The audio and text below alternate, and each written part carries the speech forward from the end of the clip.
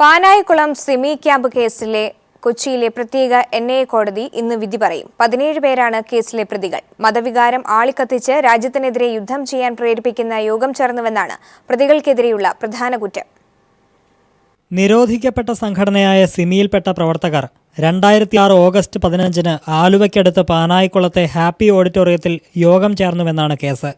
മതവികാരം ആളിക്കത്തിച്ച് രാജ്യത്തിനെതിരെ യുദ്ധം ചെയ്യാൻ ആഹ്വാനം ചെയ്യുന്ന യോഗമായിരുന്നു ഇതെന്ന് അന്വേഷണത്തിൽ കണ്ടെത്തി.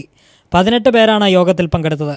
രാജ്യത്തെ മുസ്ലിം രാഷ്ട്രമാക്കാൻ ആഹ്വാനം നടത്തിയെന്ന് അന്വേഷണത്തിൽ കണ്ടെത്തിയിട്ടുണ്ടെന്ന് എൻഐഎ കുറ്റപത്രത്തിൽ പറയുന്നു. പ്രതികൾ രാജ്യദ്രോഹികളാണെന്നും കശ്മീരിനെ സ്വതന്ത്രമാക്കാൻ ഭീകരപ്രവർത്തനങ്ങൾ നടത്തുന്നവരാണെന്നും കുറ്റപത്രത്തിൽ സൂചിപ്പിക്കുന്നുണ്ട്. തീവ്രവാദ പ്രവർത്തനങ്ങളിൽ ഏർപ്പെട്ടിരുന്നുവെന്ന് തെളിയിക്കുന്ന 100 കണക്കിന് ലഘുലേഖകളും സീഡികളും പ്രതികളിൽ നിന്ന് പിടിച്ചെടുത്തിരുന്നു.